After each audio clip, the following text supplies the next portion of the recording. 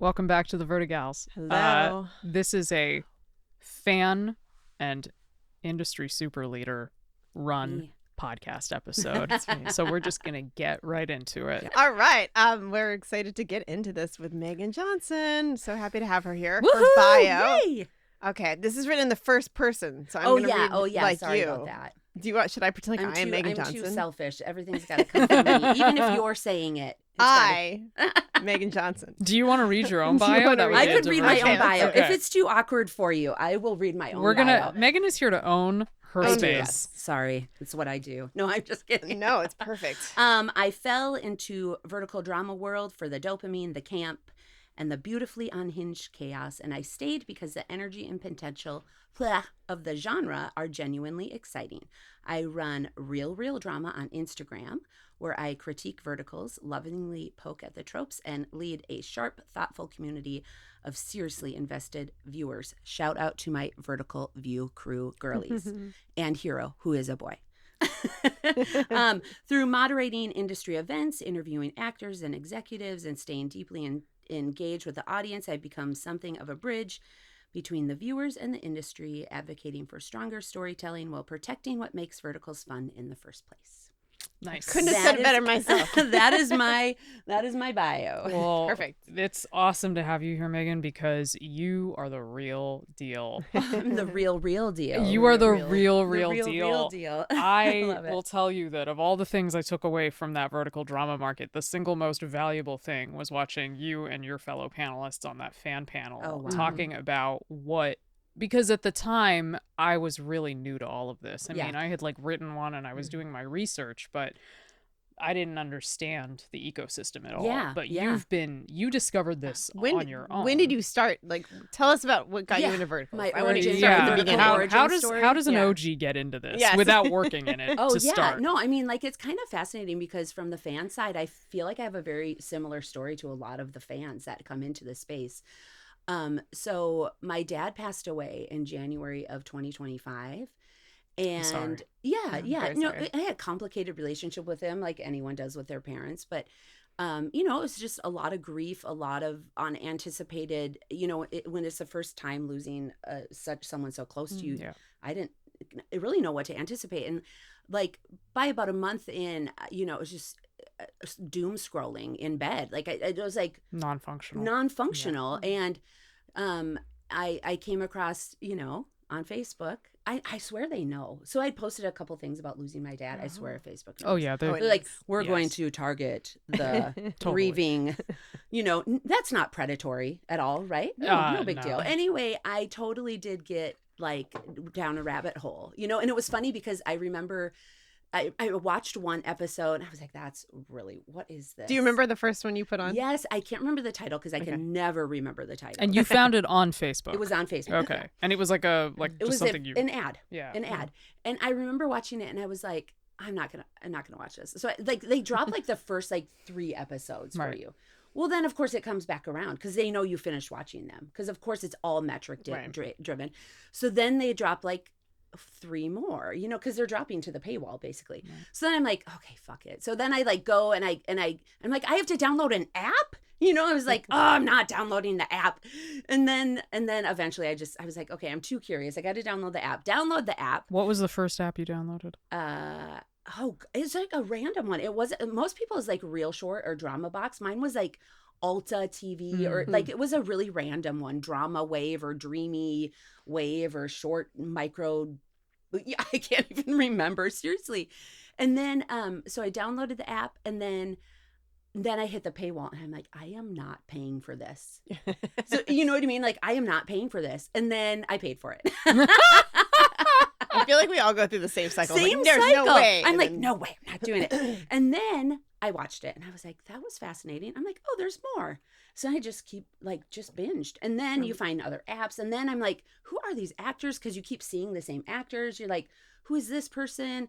And the intro to the world is actually kind of like the Wild West free for all because there's just a whole new language, all the different apps. There's so many avenues and you can't find information anywhere. You can't search up the title.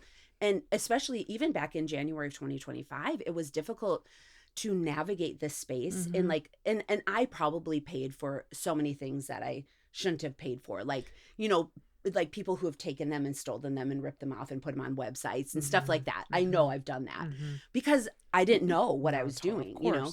And so then I finally got a rhythm to it and I'm like, these things are hilarious.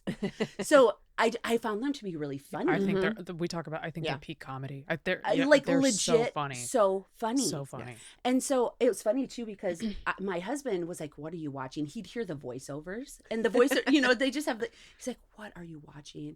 And at the same time, he was watching ER. So my husband was really close to my dad too. So my husband's grieving. My husband's laying in bed with me. He's watching ER. I'm watching so ER, he's like, what are you watching? I'm like, oh my goodness, I have no idea what I'm watching. First of all, I don't even know what I'm watching. I don't know, but I can't stop. I can't stop.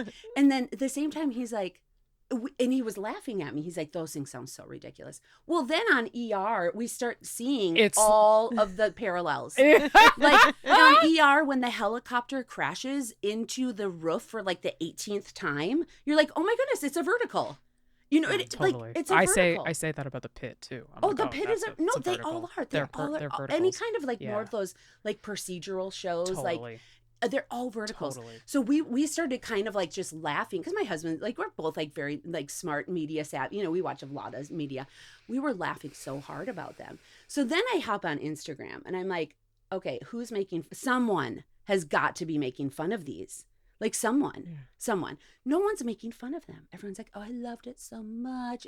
Like so heartwarming. It just made me feel so good. Okay. I think that's why I was so drawn to you the first time I saw you speak. Because I was like, the true fandom of these, sometimes I watch these people that are like, really like, this is like a devotional thing. Yeah. I appreciate it very much. Me too. I don't relate to it. Neither do I. I want to understand it better. But when I meet somebody like you who's like, wait a minute, I'm like, this is my girl. Yes. And so... And honestly, though, I did see the value. Yeah. Like, I really did see the value 100% because I fell in love with the space. Yeah. Oh, yeah. So you can't get as far as I've gotten just by making fun of them. No way. Oh, no, you can think they're ridiculous, absurd, and also understand. The ones you suggested, you sent over your top 5. I watched 2 of them. They're legit good. Yeah, like, they're good. legit, like, good, like, a TV show I would watch on the CW. 100%. Like, and so like I've actually found in the space people ask for my lists. I kind of have like 2 or 3 different lists because I had never heard of the ones you sent over either. I am, and that's like my whole like vertical view crew. So I've got this group of girls and we all review together. Yeah, wait. Go back. Okay, go back to Instagram and so start Instagram, no one's making fun of them. And so then there's this whole like, I am not starting an Instagram channel for these things. I am not doing it. Seems like that's always the start of something. So basically, if you say you're not doing something, you're gonna do it. I'm doing it. Oh, there is more to that. So I am not starting an Instagram channel. I'm going to because I knew I would get sucked in because I have that personality type that just like anything I do, I just like fling myself into, you know? And so, yeah. So here we are, you know, it's been a year, almost a year. No, how long has it been since my Instagram channel? I don't think it's been a year yet. Wow. No, that's not right. No, it has been a year. I'm sorry. Well, January 2025 was over a year ago. It's now March 2026. Where are we at but in this space you would have started March Instagram a few months later, maybe. Yeah, it was like April. Okay. It was April of 2025. So you need to have a party. You need to have a birthday party. Maybe my 2 year. I did have a little celebration for my 1 year. But yeah, and then it was just a spiral. And then I was invited to, so I started reviewing them. And kind of my reviews were more like, that was hilarious. Right. And if you look at some of my original posts, I have like a slap guide that goes through. Really? Yeah, it goes through like all the different slaps. So one of our first segments that we pitched that we were gonna do, but now it's no longer relevant, was 100 slaps, where we would like rate the highest slaps in our vertical viewing. But now like we don't watch the ones with the slaps. I know you do. I don't as much anymore. I still like to watch them sometimes because they're amazing. They're I don't mind a good slap or 2 per episode. Have you seen those AI animal micro dramas No. that have come out of China? They're like they basically took these Chinese micro dramas with the slaps, but generated cats, dogs. Can I please watch that? Oh my god! Maybe we can put one up on when we edit this. I'll put one up, but I'm gonna put it up right now. I think I did see some.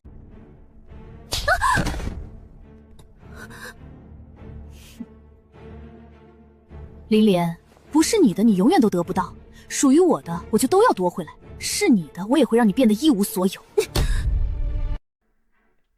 They're VertiGals with cats. It's amazing. That's the best thing I've ever seen in my life. That is the best thing It gets better.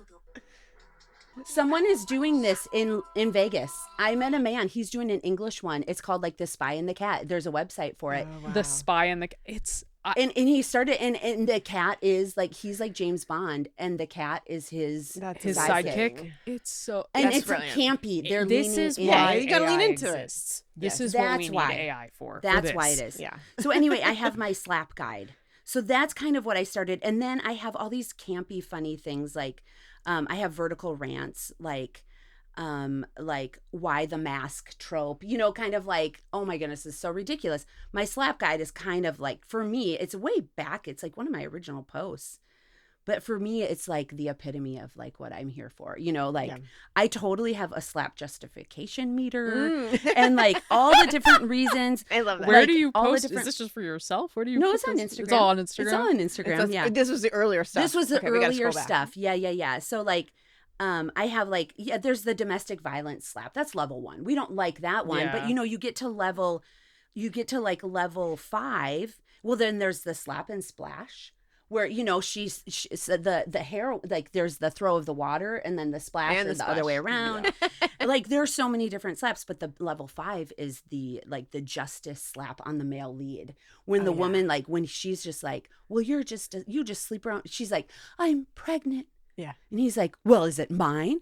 And she's like, oh, whatever. And then she slaps him like, you know, that's the male lead justification slap. And then there's the triple slap where the female lead gets the backhand in, Ooh. you know, the slap, slap, slap. Oh, yeah. That's like the best I've seen one. that in a humiliation banquet. Those are some of my favorites. But when it's the heroine to the villain, that's when it's that's most feels satisfying. good. Right. Yes, that's when we love it. Right. So don't get rid of the slaps. I remember when I first came into the space and things were still really kind of ingrained in early storytelling. I think things have really evolved with some of these new apps. You know, everyone was like, oh, I don't want any more slaps. I'm like, no, the slaps make them amazing. I know. and to In the your right context. I mean, In the right context. It's also in regular, and I can't remember now, but I was watching something the other day on television, and there was a slap. Like they happen. These I mean, the things happen. telenovelas really make them well, work. that's what I figured. Like, so I wrote a guide to VertiGals. It's pinned in my top. And I said, I've always said, VertiGals are just like telenovela, and Hallmark had a baby. Yeah, oh, I like Totally. It's like a baby. It's like you've got the tropes of Hallmark. You've got the same characters over and over, the same people, the same faces, not just characters, but faces. Same actors. The same. It's a universe. It's that a you get universe. into. And then telenovela, the heightened drama. Now, did you watch telenovelas No. and or Hallmark? You didn't No. watch either. Okay. No, but this is You weren't in this it because you know that Hallmark has. I like, do love Hallmark stuff. You know that they have like a Hallmark Comic-Con that women who are devoted, like they go. There's like an event. I every believe year. that. Yeah, I met a woman at a believe it. wedding who I would that's be like surprised if they didn't. she's like a devoted Hallmark amazing. Hallmarkian. stan. Yeah, no, I believe it. And that kind of just like leads to like the thing that fascinates me the most about this space is kind of this cross section of women's entertainment. Yeah. And what women really want out of entertainment. Mm-hmm. And like it's so fascinating to be in this space because I was a double major psychology and American studies. So cultural studies and then also like why? Mm-hmm. And like so the cross section. So that's what really I think that's what internally has really kind of like fascinated me, you know, to stay. Yeah. And not just now I'm kind of in the industry and I'm doing a lot there, but it really is like why are these so addictive? And of course we know the dopamine, the cliffhanger, the metrics. I mean, they have this down to a science, you know, like they really do. But honestly, you're talking a cultural level. Like, cultural why is this level, speaking to why women right And now? yes, exactly. It's fascinating because Well, give us some of your theories. Yeah, what do you well, think? here's some of my thoughts. So it's interesting because women's entertainment is lowbrow from an industry standpoint.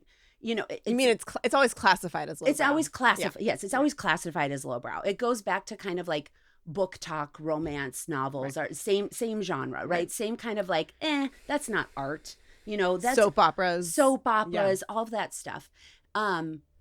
And so it's never gotten a lot of attention, but it's also viral, like Hallmark, like the Hallmark cons and soap operas. I mean, Bo and Hope are still on Days of Our Lives.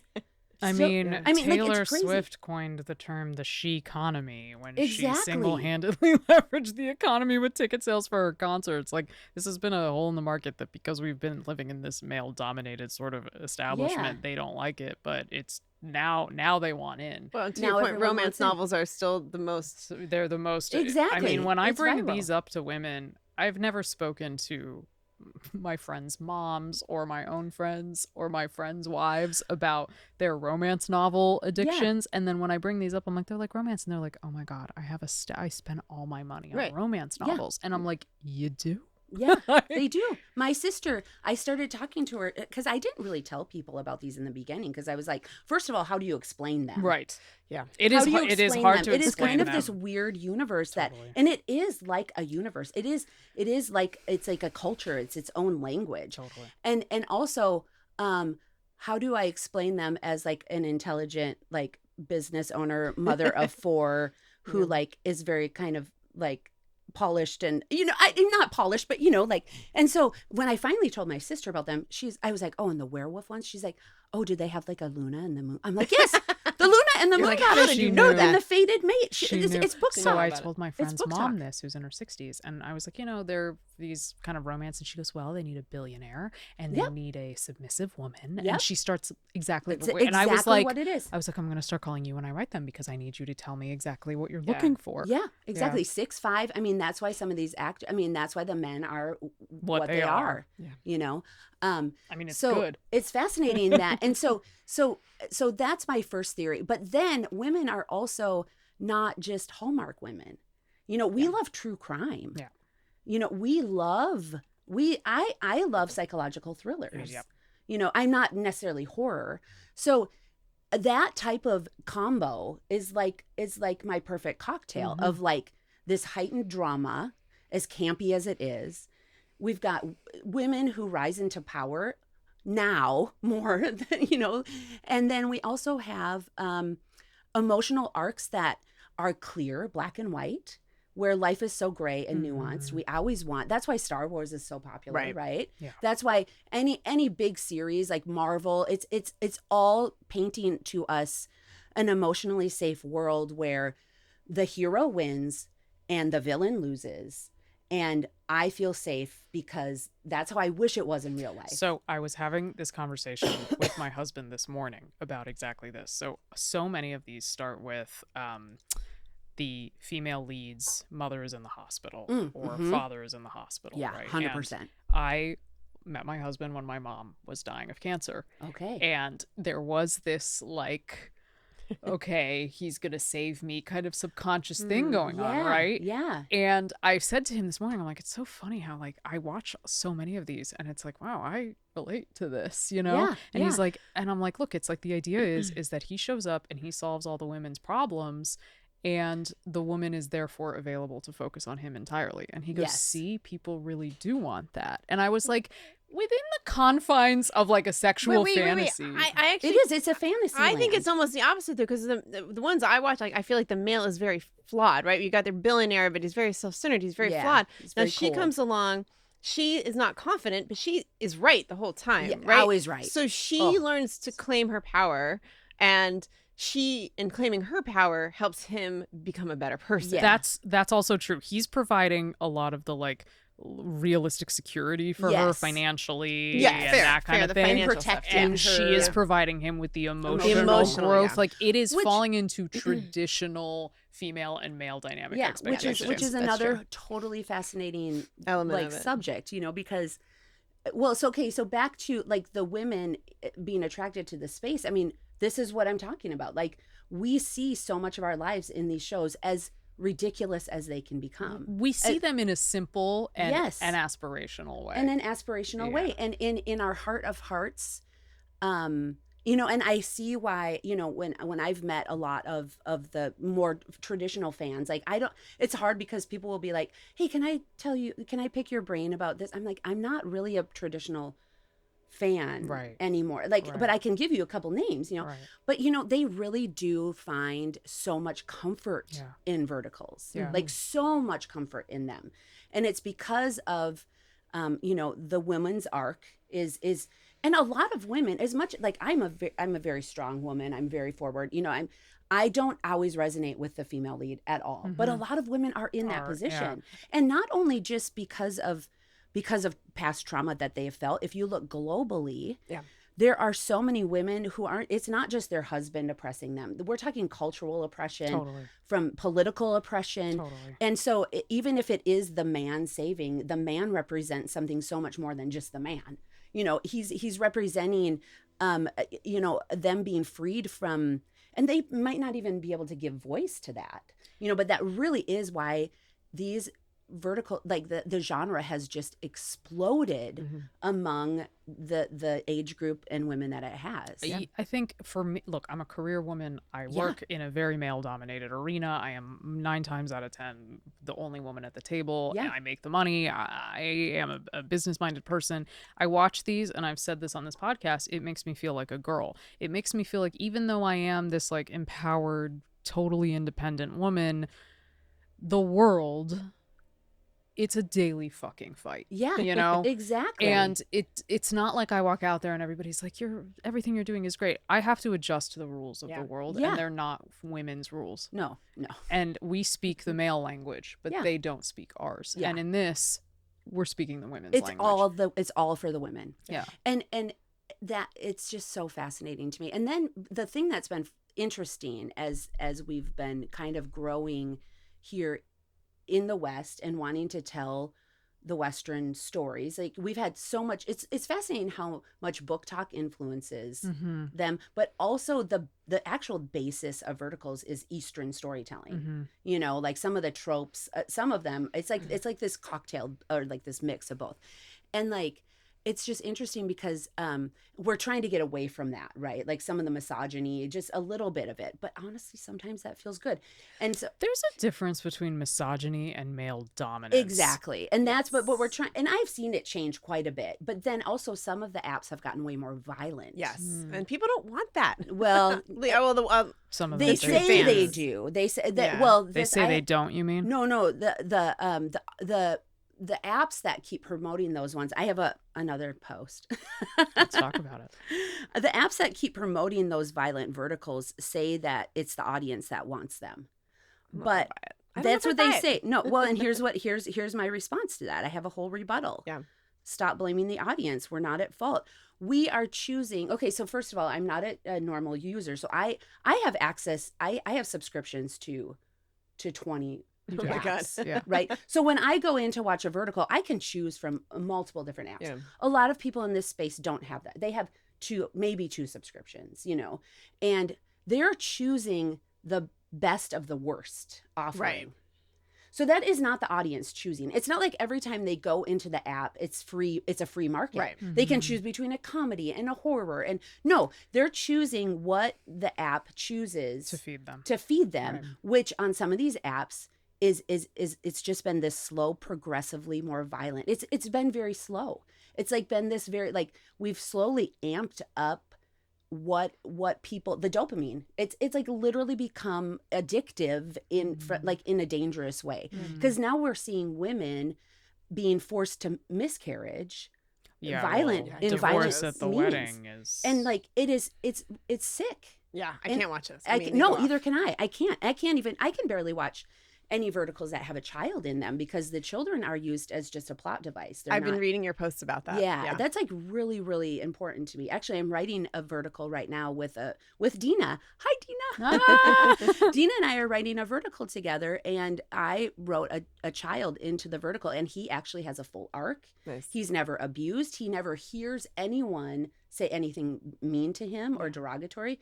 But he's still a valuable character in the story and has a growth arc because children are not treated with respect in this space. So anyway, it's just fascinating how that's been such a slippery slope on some of the apps, and they keep justifying it by saying that's what the audience wants. Is that a cultural thing?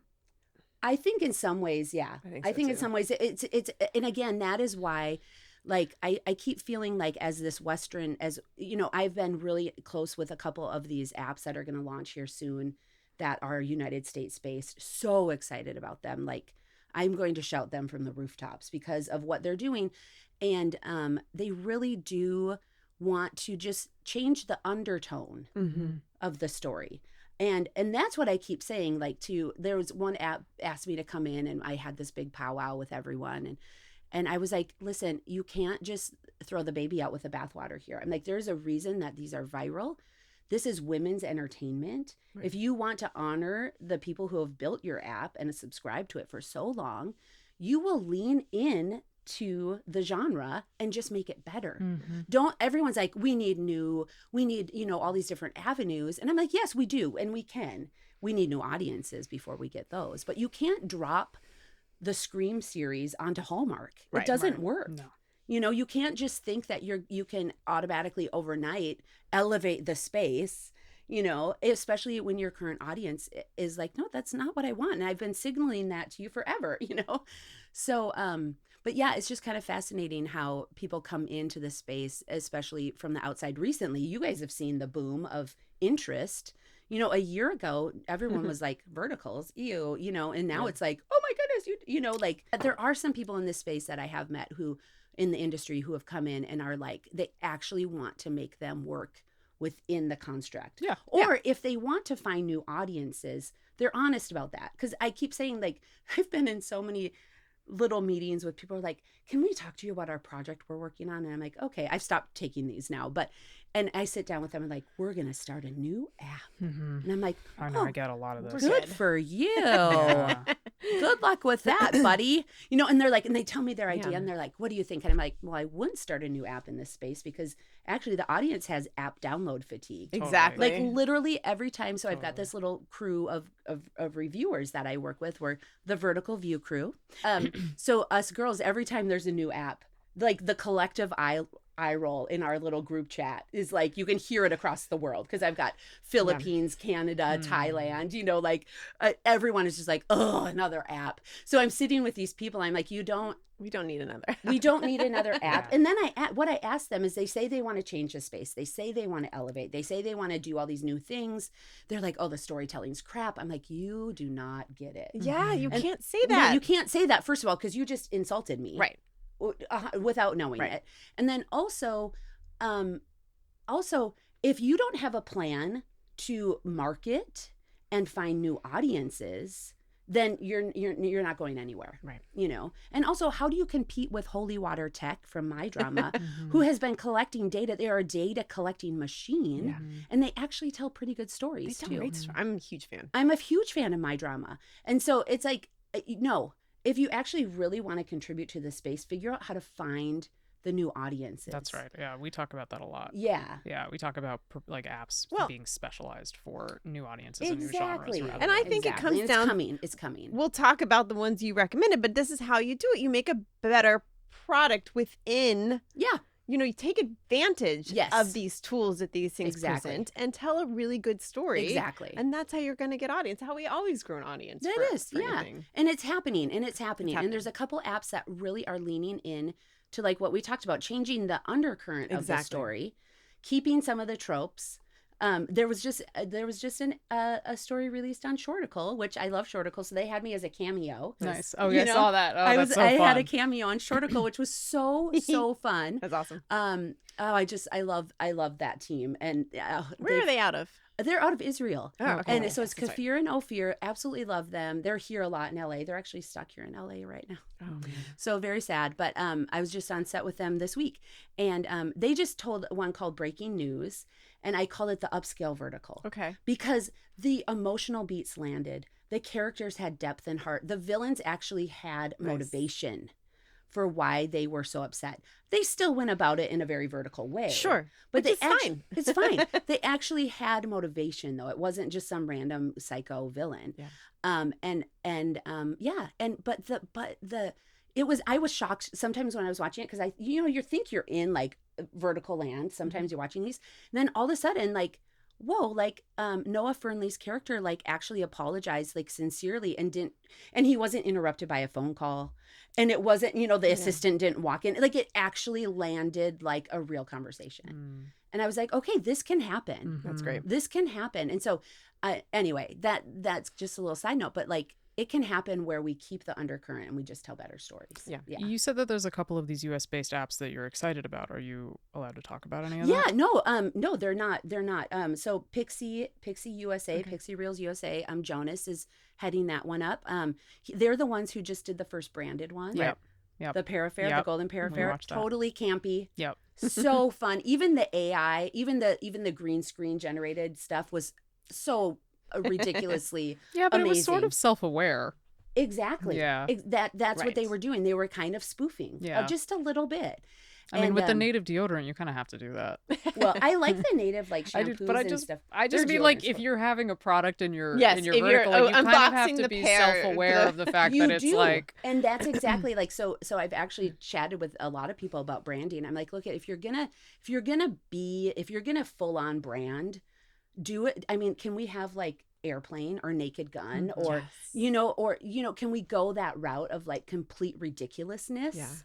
And then the brand drops. Slapstick. That would actually attract men too. So yeah, if you're going to do brand. So he's loading that one, and brands bring better storytelling because everyone is aligned with the audience. And brands don't care. I mean, they want to make money, of course they do. But this is part of their marketing team. Yeah. This is not their money generating team. Right. This is not the core of their their money making machine. So like brands want to attract the audiences. The app wants to attract the audiences. That I feel like brands align with the space. So and a lot of people are hesitant about it, but it can be done in a way that is you wouldn't even know. I mean, TV was originally a vehicle for That's all it is. That's all TV is. Yeah, it's just a vehicle for advertising. The same thing. Yeah. So the Golden Parafair is actually really sweet because if you watch that story from a native standpoint, native is non-toxic. Golden Pear was about freeing her from some of her like toxic personality things that she was stuck in. It fit. Right. It fit and it was sweet and it had heart and it was perfect. I loved it. So that's coming. So Pixie USA, Pixie Reels USA, I think it is. And then the other one is the Microco team. Mm-hmm. And we're waiting for them to drop their app name. Like I've just been like, what is it going to be called? Love that team. Okay. All women. Yeah. Cool. All women. I'm excited. I'm really excited to see what they're going to produce. And yeah, so I will shout those to the rooftops. And I love both of them because I've talked at length with both of their development heads, and well, not really with Pixie anyway, Crystal from Microcode. They're like, look, we want to tell these stories for women. Yeah. That's what they want. And so yeah, we can be really excited about this. And then I have connections with Europe, with this woman in Europe who does she has like kind of a studio in Europe, and she's been trying to team up with these women, with these spaces in the United States so we can have amazing locations and branding in Europe and, just kind of, so we're kind of switching from the Eastern influence in Europe to the Western influence in Europe, like kind of still marrying the two and keeping it global, but just telling better stories. Well, they're not. I mean, some of them are coming in here, but it's not interesting. That's the problem. If No, you're coming that's in what here, I'm saying. It's because you can't. The whole vehicle of the whole foundation of VertiGals is low budget, and quick, and you can tell great stories low budget. You can't tell Hollywood stories low budget. Right. You can't do the graphics and the special effects. Not this low budget. No, not this low budget. No. We'll get there. I have a feeling someone's going to take off with that, and that's fine. I have recorded on my phone a whole bunch of voice notes. I've had conversations with my 3 boys and my husband because we all consume a lot of media. We love TV. We're all like high thinkers, so we need like our lowbrow TV. Totally. And all my kids are like that. And so I've interviewed all of them. Like, what would you want to see? Like, if you could watch a vertical for men, like what would it look like? And all 3 of them had such fascinating things to say. What did they say? It was a lot of like procedural stuff, you know, and also a lot of like, if you think about male psychology, and there's a lot of kind of underdog stuff where it's, which is similar to the men, but it's more like I was misunderstood, or my skills weren't valued, and I figured out a way to make them valuable. Rectify that. That's amazing. So it's similar to like a woman's revenge, but it's more about a male, their skills, and like it's not just inherently who they are. It's more about like, but I am really good at that, and you don't see that, and I've been over, you know, because and then of course there's action, and you know, all that stuff.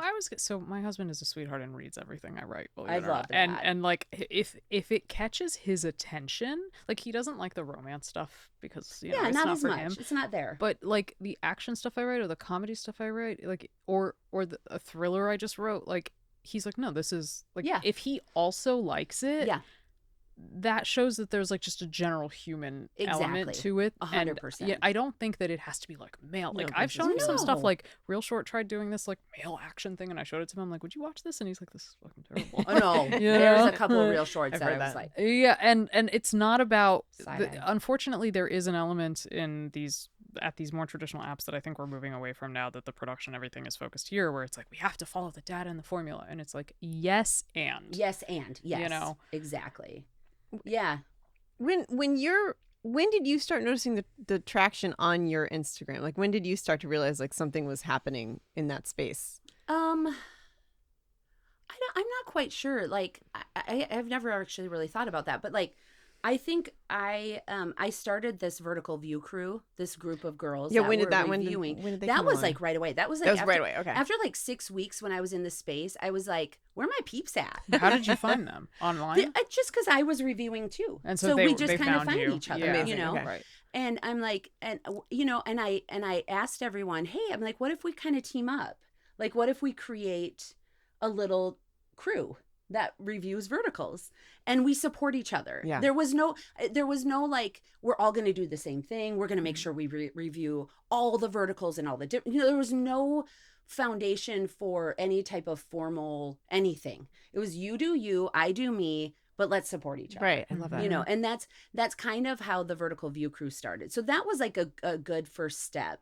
And then we all started kind of cross promoting, and you know, it was just a lot. It was a good synergy. It's women supporting women. Yeah, like, and one man, Hero. Oh, nice. Whom we love. Sorry, Hero. No, Hero's amazing. Like, I know we always say, we're like, the girls and Hero. Is he a devoted fan?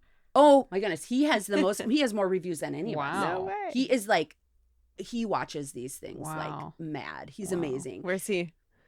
Where he lives in Britain. Okay. Yeah, and I think he's from Japan or Thailand. Oh, Hero, H-I-R-O. Yeah, H-I-R-O. Got it. Exactly. So so that started, and then I was invited. I just have a different voice on the space. Yeah.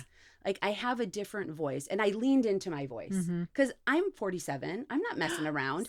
I'm not going to be someone I'm not. Right, totally. To cater to anyone. Totally. Yeah, Fuck we're done with man. that. I know. It's like, I mean, you want some change done? Yeah. Ask a 40, 50-year-old woman Yeah, to it's so join true. your crew. We're over Totally. it. She's like, yeah, she's over it. Totally. But she's also, you know, like, kind, and she's learned a lot. Yeah. She's learned a lot. So I think that's what caused me to have some traction, is that I'm who I am. Totally. I am who I am. My motivations for being in this space were not because I wanted access, not because I wanted to talk to the actors. I just wanted to make fun of the space and let my voice, and it was literally in the beginning, every review I wrote, I was like laughing my ass off. Yeah. I was like, for my own entertainment, I am here. Yeah. You know? And other people connected with that. And other people connected with that. And so then I was asked to be on a fan panel. Dana, from the LA Vertical Market. I was asked to be on her fan panel in September.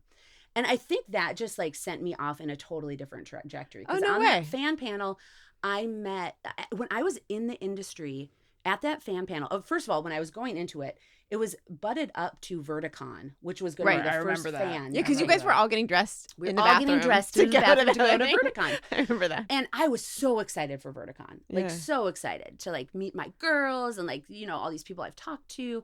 But it was funny because I was telling my friend, I was like, okay, I'm going to show up at the market. I'm going to just do my panel and leave. Because I love art and architecture, and I had a million places I wanted to see in LA. I'm like, I'm going to go tour all those. I'm like, who cares? I'm not going to sit and listen to some dumb panel about production and whatever they're talking. I have no idea. Metrics, and I have no idea. Directing. I'm like, who cares?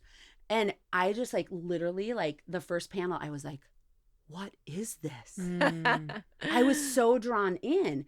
And now thinking back, I was like, wait a minute, it wasn't what they were necessarily talking about, but the energy in that room was palpable. That's what Natalie said. It literally like, and I was so drawn to it. And then I just quickly became enmeshed in with the industry and the people in the industry, in such a dynamic way, like so and maybe it's just because that's how I lead and that's who I attract.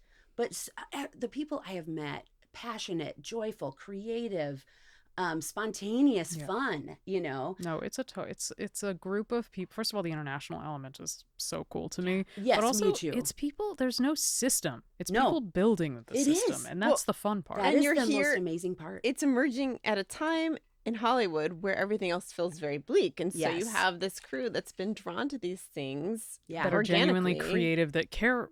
It's funny because I was just talking to a close friend of mine in this space, and we were talking about how we feel yucky in our tummy sometimes when we talk to people. She might need another baby.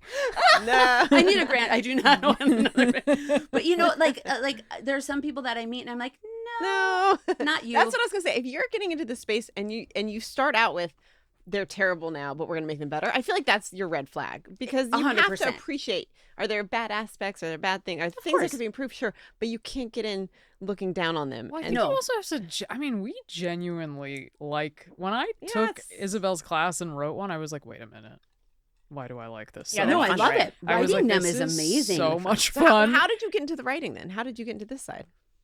Well, so I'm in so many different angles right now. Yeah, tell us about. Let's go into those. Well, because I'm a interior designer for 15 years. Wow. Oh wow. That's why you're like looking at. I'm very visual. That's why I'm like. You do interior design for like homes. Yeah. Okay. So it was funny because people are like, well, do you have an? Well, when I first started, it was 15 years ago. There was no social media. Right. You know, so I didn't even have my stuff out there. But no, I helped so many families and young moms design their homes. Nice. I didn't make a lot of money off of it, but I had so much fun playing with what they had. Mm-hmm.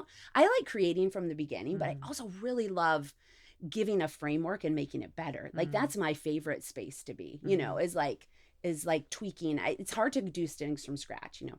But anyway, so I did interior design, graphic design I did for a long time too. And so I'm a very visual person, right? So very creative visual, but I never thought I was a writer. But then this space, I'm like, oh, I am a writer too. Like I get it. Like I get the rhythm, the flow. My husband is an amazing writer, a great orator. My husband's like a great like storyteller. And so anyway, so that just kind of like came to me. And I've also watched hundreds, not only verticals. They condition you. They do condition you. Not only verticals, but I have watched. I totally have ADHD. I'm a binge watcher. Like I'm meant to binge watch. Like I am that person. I can get hooked and I will shut off the world. You know, that's why I don't read, because it's the same thing. If I start a book, I can't stop. And so I have been immersed in storytelling for a long time. Sitcoms, I think I've rewatched Seinfeld like 4 times. Yeah, that's what they're meant for. Will and Grace, all of those shows, you know, like especially sitcoms. I love to laugh. Life is too serious to be serious. I want to laugh. I love laughing. It's like makes me so happy. These little lines, like my little like wrinkles here that go up to here. Like I will never get rid of these. They're like my like joy signs, you know. This is also my husband because he's very funny. He makes me laugh a lot. So I could get rid of these up here on my forehead, 100%. But so when I started writing, you know, I'm also very pattern oriented, and I just saw the pattern in verticals right away. It's not that difficult to pick up on. Yeah. Not to downplay the writers in this space who have really like invested, because I know Isabel is like amazing and she's like really gotten it down to a science. I've never gone that far. That's why I decided to work with vertical writers to write some of my scripts. So I have a concept. I have like 8 concepts, you know, and I've written out 2 of them in short story form. and like a then treatment kind of. Yes, Yeah. exactly. And I think I have 3 of them. I have like the 50 arc kind of like plot points and all that type of stuff. So but yeah, so it's not that difficult to do. Plus, especially because I love characters, and so every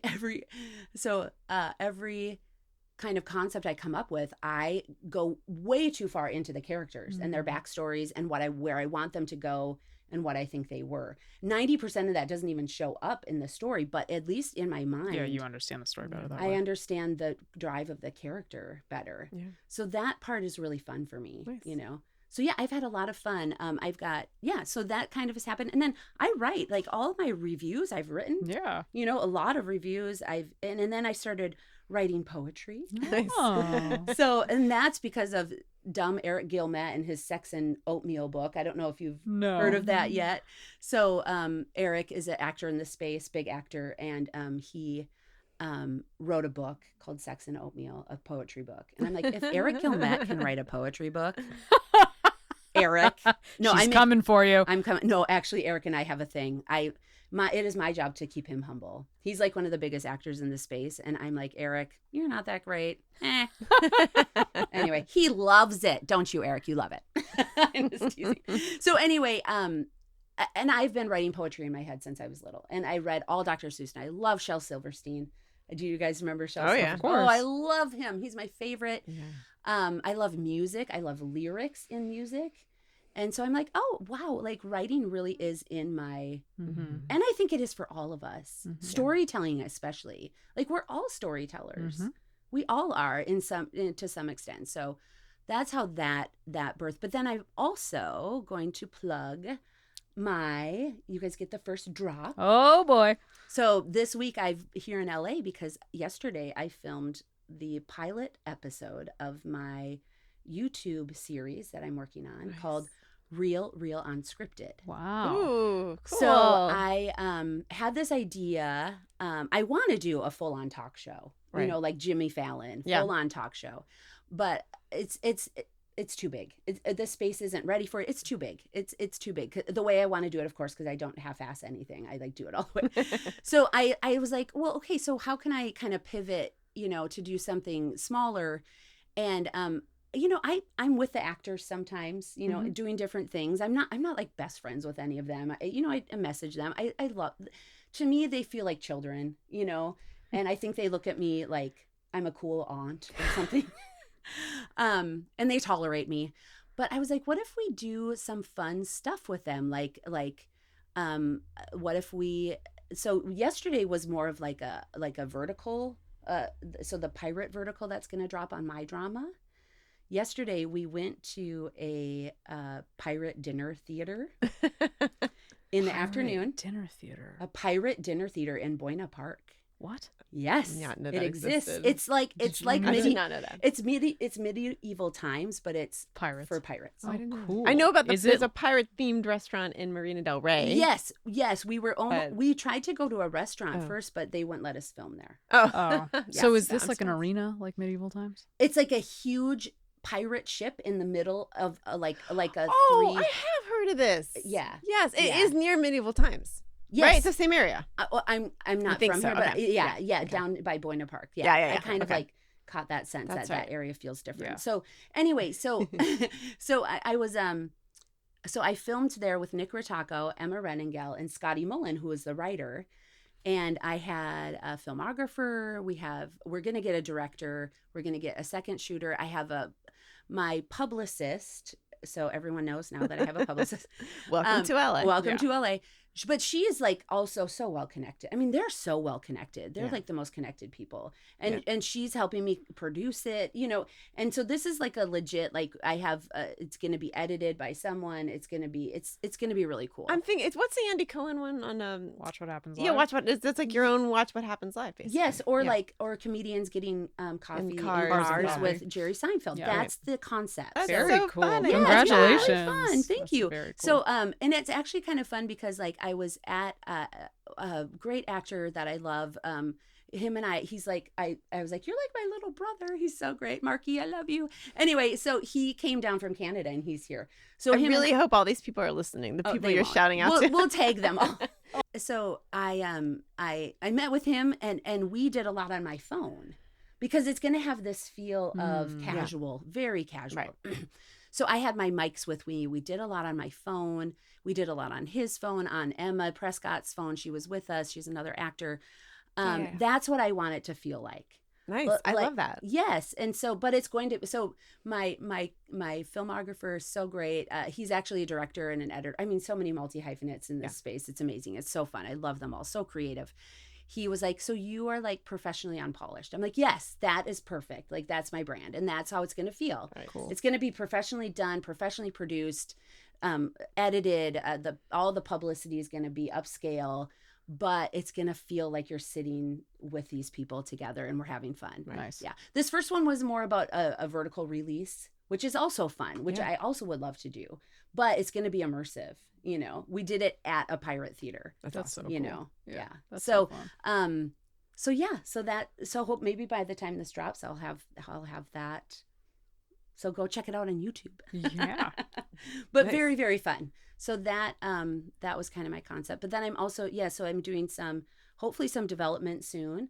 I'm helping a few apps with some kind of more like, I wouldn't say it's consulting, but more like upscale input on where they're headed. Not only, but more like their storytelling stuff.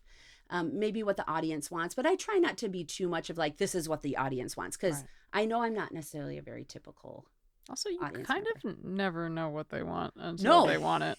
Exactly. That Yeah. is very true. I was like, I don't know what they want. I mean, they don't want what I want. That's for sure sometimes. So we don't always line up. So I'm just like kind of all over the place right now. And so you said you have an apartment here now. So you're going back and forth from LA a lot. I'm these going, days. yeah. Nice. So my favorite verticals, do you guys want to talk about Let's do it. it? And you watched them? I'm so excited. I watched 2 of them. Okay, that's fine. Which ones did you watch? I watched How Not to Date Your Neighbor, I saw the trailer. Geo. which I was pretty blown away by Right? because it just felt like a rom-com or like Amazing. and just felt good. Do you Just felt want good and to it was well plug which shot. app it's on? Yeah, it was on It's on Candy Jar. Candy That's Jar. Candy Jar. Okay, great. Literally the number one on All right, I'm gonna all watch my that one. lists. Okay. Is that How one? Not to Date Your Neighbor. Yeah. Oh, great. Like, and I'm it's gonna watch so I had never heard of it before. I know. So you know, underrated. I always kind of everything I've ever watched on Candy Jar has been pretty steamy. And I don't know if that's just my own personal preference, but I always kind of just that's how I like file them in my mind. Yeah. So this has opened up my mind to different programming that they're I doing. feel well, and for me, Candy Jar has kind of done this weird twist with they've gone into a lot of young love stuff too, which isn't my favorite. But I like them. I like the stories, but you know, they all kind of turn out the same, but they're all the same anyway. How Not to Date Your Neighbor had enough, each character had its own arc. They were both broken. They were both vulnerable. Totally. Yeah. Well, interestingly, I was just thinking, I'm thinking a lot about this initial conflict that happens where a woman needs to be saved. Oh, yeah. Right. And it's like parent dying or whatever. Yeah. This time it was just a shitty boyfriend. Like it's just a really non-committal shitty boyfriend. Yes. And then a much hotter guy shows up and he's like, His neighbor. I'm her neighbor. available. Yeah. And not available too at the same time. And not available at this, but like it was just this opportunity for both of them to get what they needed in the Exactly. face of So- things that were So I think this was antagonizing them. based on a book. Yeah, they're all right. Candy On Jar is Candy based on Jar. books. So yeah. Meagan Blake is the author. Yeah. So I love the whole cast. I'm So excited to watch Geo this. Duvall, who stars in it, there's only one person that I still fangirl over. And it's him. And it's Geo. Hi, Geo. I love Geo. I run his fan page. Oh my God. Him you and do? I message a lot. Legit, Geo has become I am such a big fan of his because he is a great actor. Yeah. And just a great guy. Like he is so kind and thoughtful and you know, a little bit of pensive angst, which is just so mysterious and fun, you know. But yeah, Geo I will fangirl for. He's the only one I'll fangirl. I'm excited to watch this. Yeah. And I then just love him. The other one I watched is High Stakes Heartthrob. Oh Okay, my goodness. that's the other one that I've watched the You trailer guys for. a few seriously? times. So that looks really good. Yesterday I was with Emma and Nick because they did this pirate one together too. Oh, so cool. that team is actually amazing. That is Dylan Vox, who was a longtime Hollywood director. So he got into this space. Scotty Mullen is his close friend, a writer, hilarious writer. I mean, well, he doesn't not everything he does is hilarious, but just a great writer. And he's also a casting director. And he knows Nick. And so they've done several things together. Everything Dylan Vox does, I'm on it. I watch because it's gold. Even the standard verticals he's directed have been amazing. High Stakes Heartthrob like kind of slipped in right at the end of 2025, and it literally went to number 2 on my list. Wow. Yeah. I mean, it looks fantastic. It's so you claim or you say that claim. you claim you say that sounds like You're that getting one interrogated. I know. is indicative of where Western storytelling is going. What do you mean by that? I really do. Like, if you look at the construct, it's still kind of there. I mean, she's in a desperate situation. She needs a man to help her dig out of it. I mean, that's very vertical. Yeah. And he is a little broken, of course, a little vulnerable, a little, everything. But what's fun is how they play with tension in that one. How they play with the tension.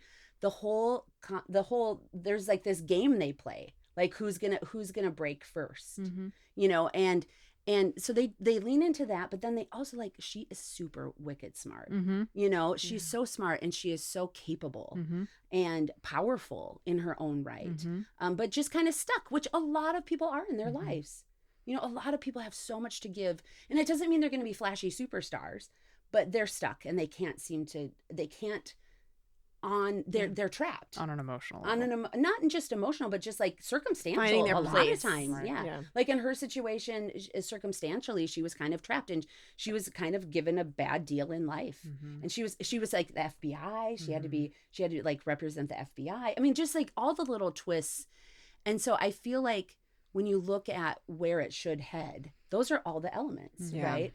I mean, we still got a little of the tropiness. We've got real tension between two people. Like she was a spy, like an FBI plant who saw, wait a minute, he's not the bad guy here. Okay. And that, to me, that's very Hollywood. That's very like yeah, anyway. it was like a mix of like Molly's Game meets I love Molly's Game. Yeah, Molly's Game 2 meets, I don't know, a little any bit of mob gangster stuff, just a little bit. Yeah. The villain in that one was amazing. The guy. Yeah. That's the other thing I loved too, is like, I love the verticals where it's like circumstance is the villain. Circumstance is the driving villain. The driving protagonist is life. Yeah. Just life being shitty. And how do you overcome it? And then we layer in the other bad guy, right, who was so good. Yeah. So good. Yeah. And so I loved it. That's what I loved. I felt like this is where it's going. This is my new standard, I'm so excited. That's what I love hearing, because I think those of us that have we both got into this in the last summer, and the whole thing was not necessarily like where it's at now, although there's excellent elements to that too. Yeah. But where the potential here and the potential for growth, and to see it happening now is just really exciting. Yeah. The other one that I think I had in that list that I sent you guys was Office Girl. Yeah. On Drama Pops. Yeah, that looks good too. That one was fascinating too. I love Tess Dinerstein. I love Aaron Oberst. They're the directors, and then they have it kind of had a showrunner who wrote it. I can't remember his name. Ryan. I can't pronounce his last name. Amazing. How do you get all the people? Where do you go? What's your source for finding all the people involved in these? Because I'm very impressed. IMDb has a lot of it, but honestly, it's my little view crew. Okay. We have 2 women. I'm telling you, we are a force, you guys. That's like, awesome. I'm not even like, I will brag about these women for all my life and shout them out. I have one woman on our little crew who will extensively research who did what. Wow. Bug the producers, bug the actors, Okay. And not bug, but they want, because they don't have credits. Right. Credits, please. Yeah, for writers too. I know. Yeah, that's why I'm trying to shout out the writers on these too. Yeah, like, if you ever know the writers, to, like, we assert try that to. We try to So find as hard. much as we can and as our little crew. Sometimes they don't want to be known because there's some union stuff. But if you ever, we definitely love to put the writers' names out there. Yeah, for sure. Yeah. my little crew, just a little plug. So we're gonna do the Vertical Critics Awards in June.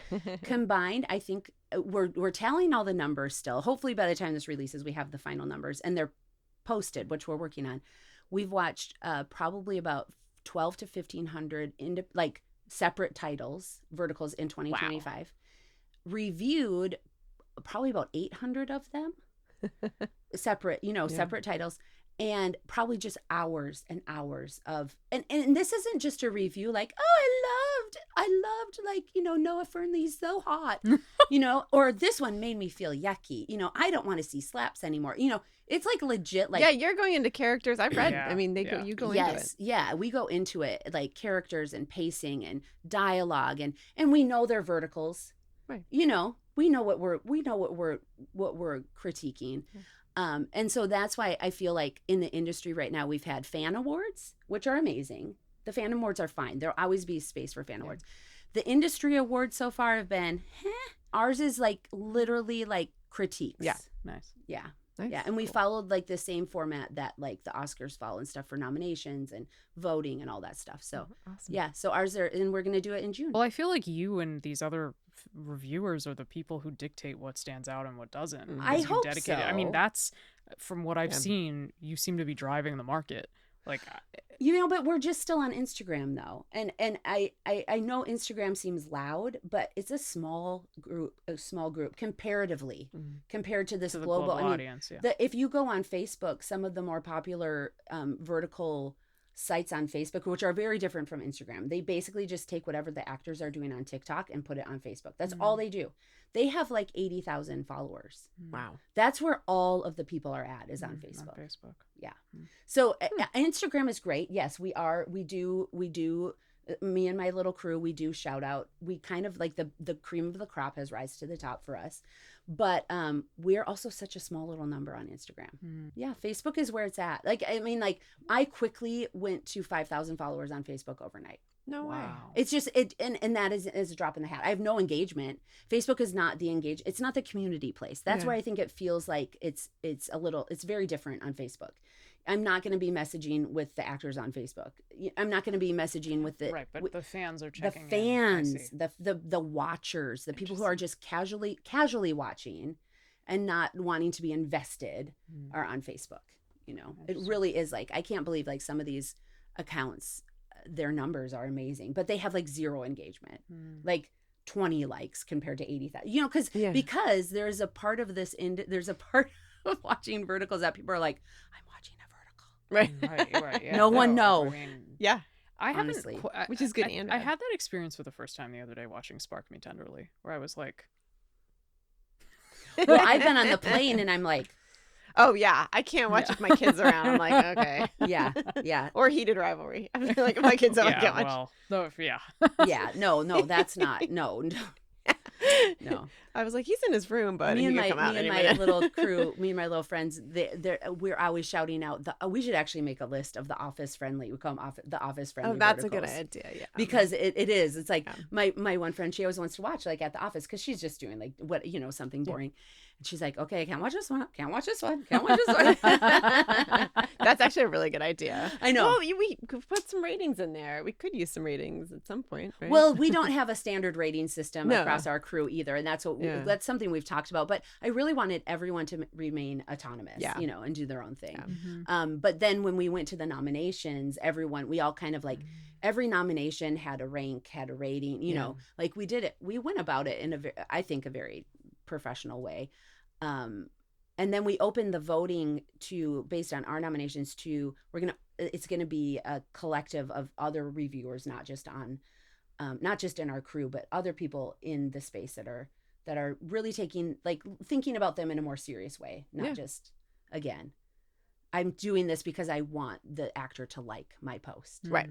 Which there are a lot, that is the majority of the fandom. So, I see. The fandom be cray sometimes. Be cray. Perimenopausal middle school cray. That's kind of interesting. That's a good title for a vertical right there. Yeah, exactly. Fandom be cray. That's a reality. That's a reality reality vertical. Get all the fans in a house. with one actor. Get all yes, exactly. It's with like the one one actor actor. and all the fans. See what they do. Don't even. Oh my goodness. I like have Hit to me write up that. if you want to make it.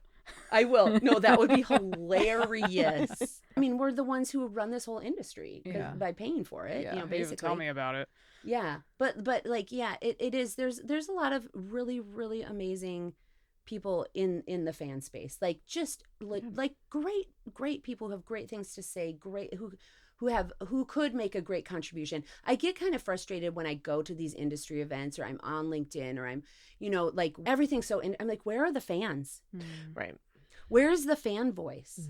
Because they're the ones who you are. Why are you not talking to them? Well, I've said this. I recently posted based on the what's the podcast you were just on, the one I just let's talk about VertiGals with Michaela. Yeah, because you guys we have saying the same thing. Your guys are saying we want different storylines. We want, and yet the apps are still telling us as writers to write without with exceptions, but like a lot of the apps are still saying. And I think like yes, because they're so metric driven. And I'm also saying like you have to realize like some of the like me and the girls on that little fan talk, which I absolutely love. I love them all. Like, we are different watchers too. We're not casual watchers. There is a line there. It is a different line, but we have watched a lot of them, which does make our feedback a little different, but also we have a lot to say about the storytelling. So even if we want different storylines, like it's more about just different, more depth. Yeah, because even the casual heart. Watcher is going to get where you are. Yes, they may not get there a little later, but they're going to get there. So they're going to need options. But I really do fundamentally believe that with these new, like as more American players it's come going into this to change. space, it's going to push them to change because the competition is just going to push them to change. It's going to change. And honestly, a lot of them are open to it. I actually have a 20-page document on if I were to run an app, what would it look like? Wow. And that has become like for a couple of people I've shared. I haven't shared it a lot. But because it's like if someone like me can come into this space and start making a difference and have my voice heard, and I mean that is I don't want that to go away. It's going to happen because that's emerging markets. We're fortunate that we're in it at this point in time. This point, yes, it's true. But I also don't want like the thing that happened with Hollywood shouldn't happen here, where it became so bloated and so bureaucratic and so heavy. I get anxious, and plus I know so many independent creators in this space who are making independent verticals, and they are passionate and wonderful, and I want there to be a way that can stay part of the space in a real way. Where we've got a lot more fluidity between who's running the space and who wants to get into the space. The people with the right motivations, I should say. Like we've got to create some type of avenue where that can stay open, where there can be more collaboration between independent filmmakers and the studios or the apps, So that's something that I try to talk. I have no way to know how that would happen. But it's just something that I feel like is so cool about this space, It's inspired so many people to write, to be creative. Yeah. It's given a lot of people opportunity. Yeah. I love that. Yeah. Well, Meagan, this has been so awesome. Yeah. Hopefully this didn't get too long. Oh my goodness, I could talk forever. You guys, give me a mic. We will cut it if it did, but I don't think it did. I think people are going to be into it. Yeah, I think people are going to We'll be do a into very it. short intro. Do you guys like it? Do you like it? Put it in the comments. No, this has been so. I mean, you are such a wealth of knowledge and insight and wisdom and creativity, and we so appreciate you sharing that with us. Yeah, Thank you so thank much. you.